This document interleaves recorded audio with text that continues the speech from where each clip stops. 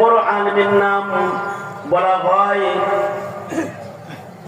ইমাম মুহাম্মদ রহমতুল্লাহ আলাইহির কিতাব পড়ে আকাবিররা বলেছেন, কোরআনের পরে যদি কোনো আসমান থেকে দ্বিতীয় কোনো কিতাব নাজিল আল্লাহ তাআলা মানুষের ভাষায় করতেন,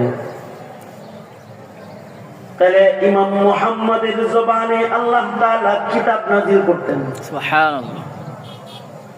ওনার সিয়ারে সাগীর, সিয়ারে কবির পড়ার পরে আকাবিররা বলেছেন, ইমামে মুহাম্মদকে আল্লাহ তাআলা ইলমের উঁচু এক সম্মান করেছেন, যে আল্লাহ তাআলা আসমানি কিতাব মানুষের ভাষায় নাজিল করলে মুহাম্মাদের ভাষায় আল্লাহ তাআলা কিতাব নাজিল করতেন।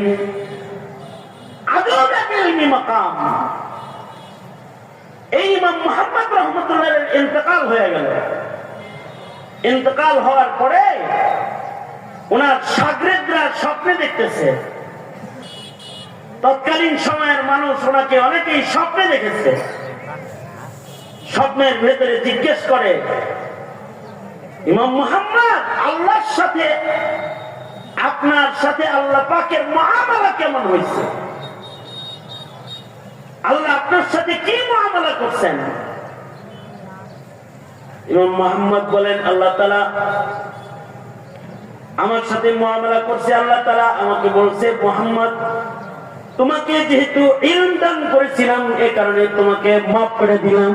সুবহানাল্লাহ। শুধু ইলমের কারণে আল্লাহ তাআলা আমাকে ক্ষমা করে দিয়েছেন। এক riwayate আছে, আল্লাহর রাসূল বলেন, ইন্নাল্লাহা ইয়াবআসুন নাসা ইয়াওমাল কিয়ামাহ সুম্মা ইউমাইয়িজুল উলামা ফায়াকুলু ইয়া মা'শারাল উলামা ইন্নী লাম আযা ইলমি ফীকুম লিউআযিবাকুম ইযহাবু ক্বাদ গাফারতু লাকুম। আল্লাহর নবী বলেন, ময়দানে মাহশারে আল্লাহ তাআলা বলবেন, এ আলেম সমাজ, তোমাদের সিনায় আমি ইলম হেফাজত করেছিলাম।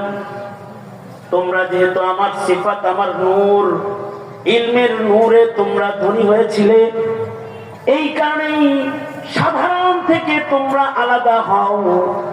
ইলমের সম্মানে হিসাব ছাড়া তোমাদের মাফ করে দিলাম। ইলম, জাগতিক জ্ঞান আর ইলম এক না। ইলমে দ্বীন, ঐশী ইলম যেটা, ঐশী জ্ঞান যেটা, এটার দাম এরকম।